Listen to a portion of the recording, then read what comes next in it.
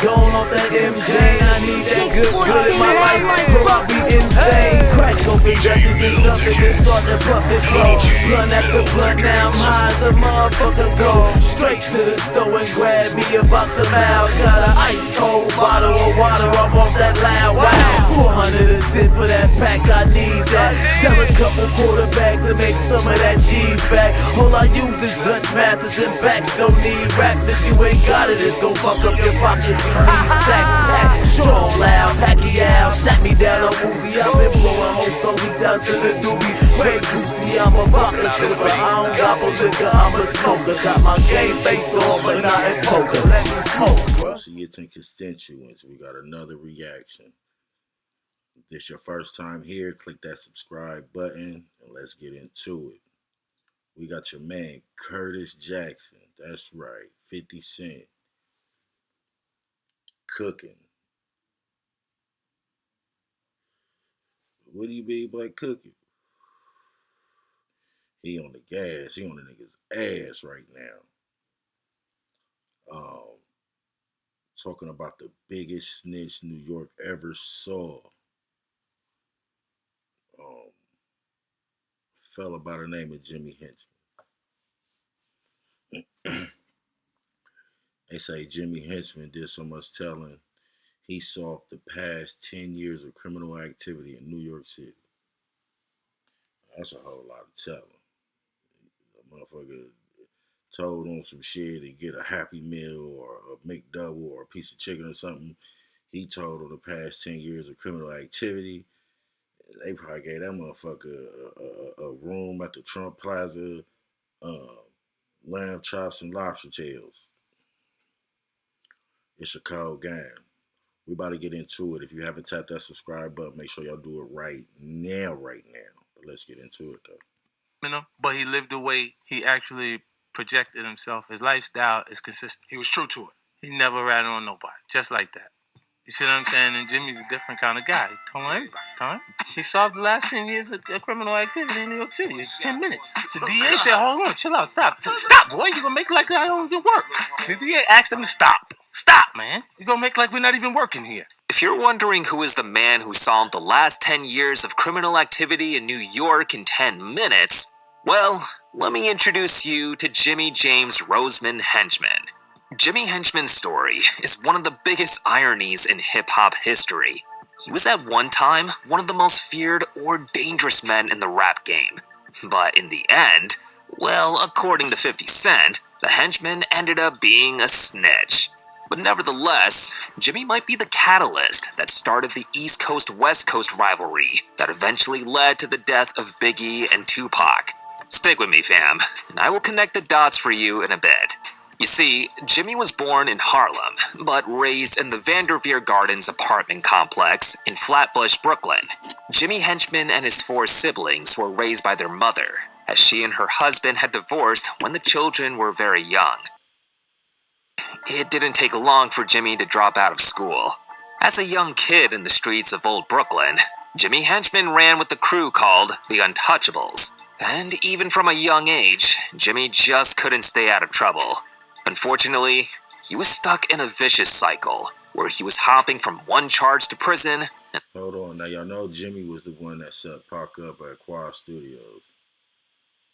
Yep, he was the one Pac was talking about on that song on what is that? On the Machiavelli album.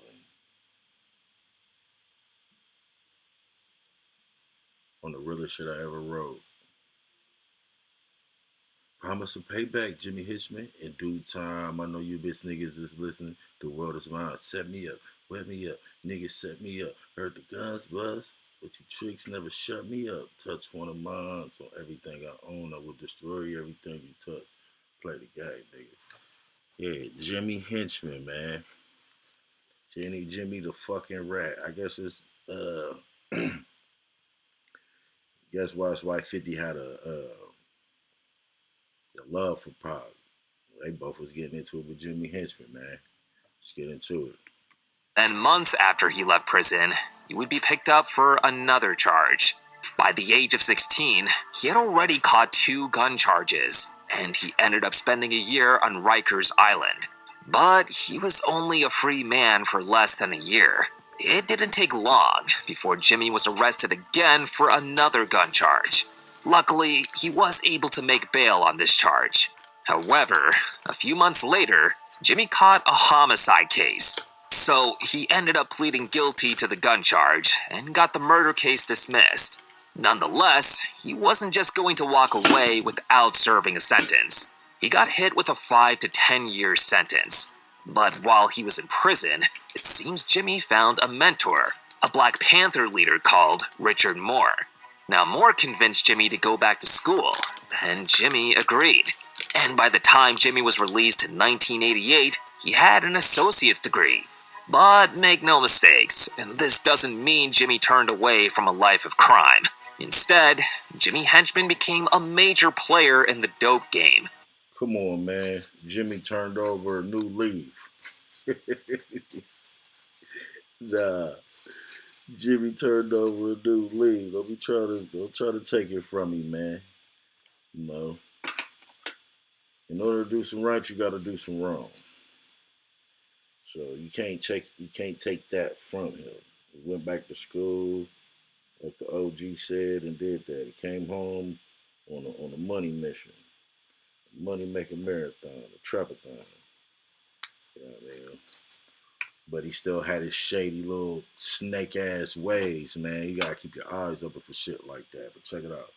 According to some sources, he spent about 3 years hustling in the crack game. But it was also during this period that one of Jimmy's friends advised him to get into the music industry. See, this was when hip-hop was about to enter into its golden era, and a certain rapper called Tupac Shakur was blowing up at the time. Now, Pac wasn't a superstar yet, but everyone knew that this artist was going to be a major player in the game. Jimmy Henchman was introduced to Tupac by Jimmy's friend Haitian Jack, who was also a drug dealer. So, Jimmy tried to sign Tupac and become his manager.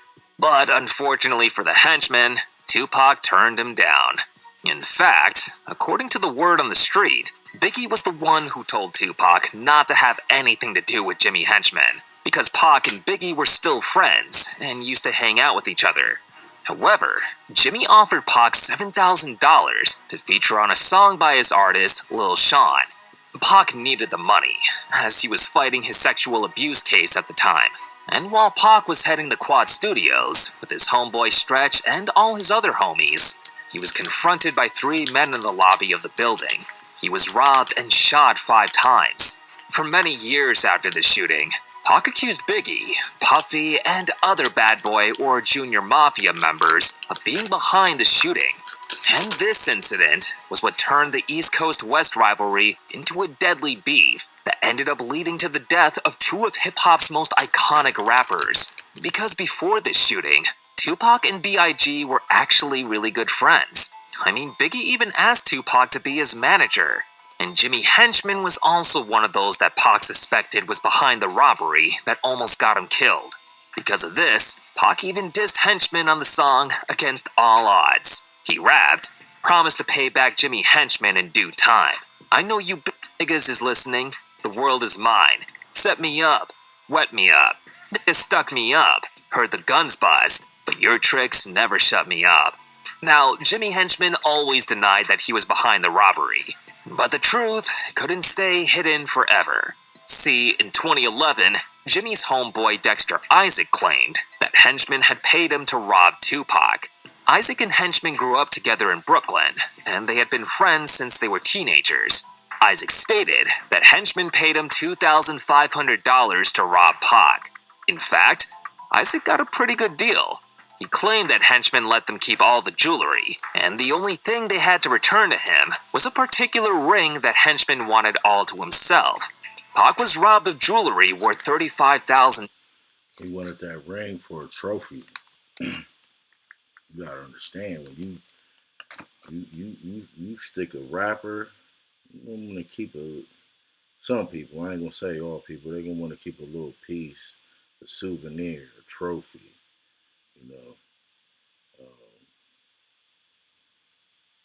To be like, as a reminder, I did that, this and that and the third. Which really got me thinking, like, did Keefe D do that? Like, when they hit his house out there in Vegas, like, did they find something of importance to link him to that? If so, he's a stupid motherfucker. It's been 27 years. That was just crazy. But the dude, Jimmy Henchman, was a snake. He backdoor Pac, man. That's wild.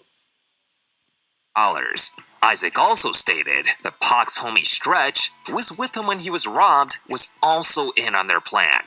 Isaac claimed that Stretch was given a quarter brick of crack to betray his friend. And Pac made sure to diss Stretch as well. On the same song, Against All Odds, Pac rapped, "And that nigga that was down for me resting dead. Switch sides. Guess his new friends wanted him dead." But even after all of these, Henchmen still denied that he was behind the robbery, and he was never charged for this shooting. Still, Pac wasn't even the only rapper that Jimmy Henchman beefed with. See, 50 Cent and Jimmy Henchman never got along either. You see, Henchman used to be the Game's manager, and you all know that 50 Cent and the Game never saw eye to eye. Now, Henchman believed that the reason that his artist and 50 Cent never got along is because the Game was achieving so much success as a solo artist. Henchman stated that 50 was worried that the Game would be his first G-Unit rapper to outshine him. He also claimed that 50 didn't like the Game because he was friends with many of the people that 50 was beefing with. Henchman believes that this is the reason 50 Cent kicked the Game out of G-Unit. However, their beef didn't end, even after the Game left the label.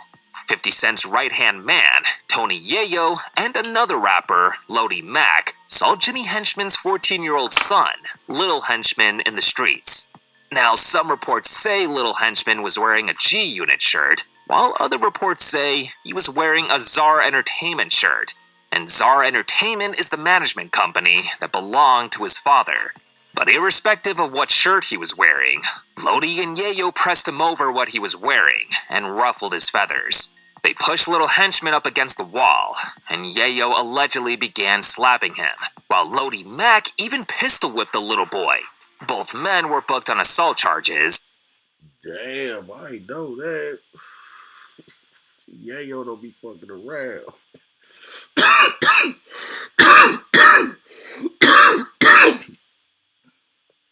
Yayo don't be fucking around. He called his little ass and pressed him. Put him up against the wall. Come here, you little motherfucker. Start slapping him down. He probably gave him a couple knuckle sandwiches. Your man's walked up with the blick and just started going upside his head with it. Crazy, man. I had no idea about that shit. But Tony Yayo's charges were dismissed. However, this doesn't mean Jimmy Henchman didn't try to get him in other ways. See, before he even went to court, Yayo's mother was shot up, while his mother, sister, and niece were all in the apartment. But fortunately, none of them were harmed. On the other hand, Lodi Mac did have to face assault charges over the Little Henchman case. He pleaded guilty to aggravated assault and was sentenced to a few years in prison. But during this period, it was actually safer for Lodi Mac, because on the streets, this beef was only getting deadlier. See, just because Yayo's case was dismissed and his mother's house was shot, doesn't mean the henchman was done with him just yet. Jimmy Henchman still tried to take Tony Yayo and 50 Cent out in the same year. While 50 and Yayo were shooting the video for his song, I'll Still Kill, featuring Aiken, Henchmen decided to visit them at the set of the music video. Henchmen and his goons arrived at the scene, with silencers attached to their guns. But God was on G-Unit's side on this day. See, just before they got out of their car, one of Henchman's homies' guns accidentally went off, and they all had to leave the scene. On the paperwork, and Henchmen and them were supposed to come through, and I guess they gun jammed, but we had God on that side, and they backed out on the hit, but we had straps too, and that really was really it. You said they had silencers? Yeah. And this was part of the actual report that came out? Yeah. Fortunately, nobody died that day, because one of Henchman's men didn't know how to handle his gun. But even after this incident, one of his goons pulled a cheddar bob. I don't know if he shot himself or not, but he pulled a cheddar bob, man, getting out the car and discharged a firearm. How you let the blick go off? I'd have been cold blooded. Them niggas would have gunned their ass down, getting back in the car. I'd have been cold. Missed out, Jimmy. He missed on that one. Fumbled the play. Henchmen wasn't done just yet. Lodi Mack was released from prison in 2009, and 2 weeks after he became a free man, he was shot in the middle of a street in the Bronx.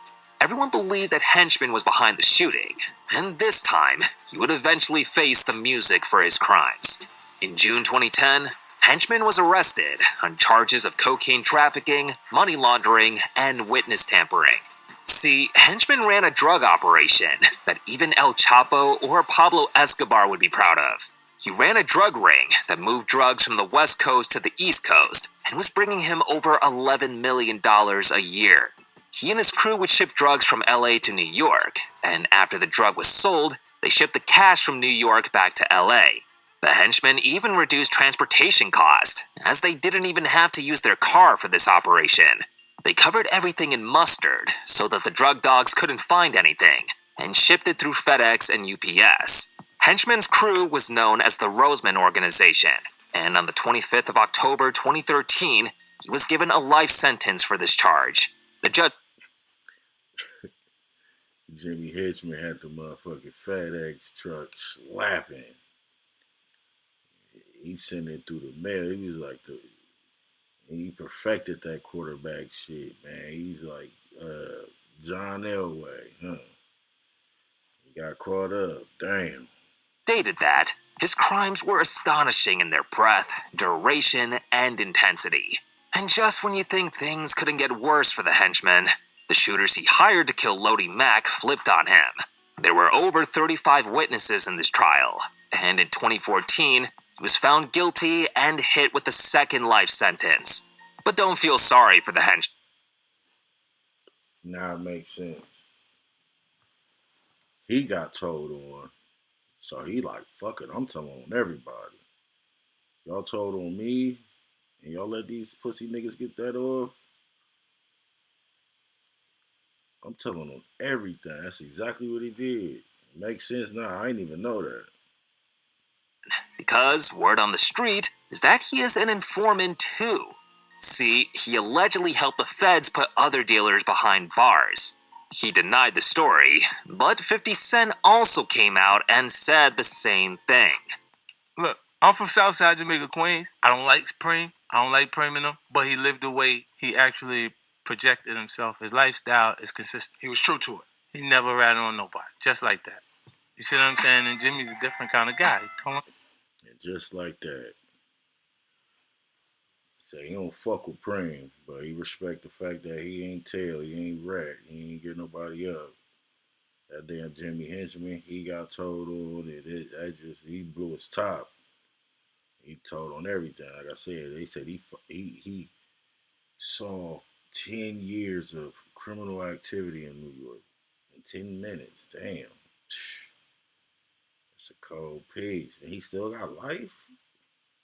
Shit, he deserved to be there. Rat bastard. Tell me what y'all think, man. Throw it in the comments. Let me know what y'all think about this. Don't forget to subscribe to the channel. And I'm out. Peace.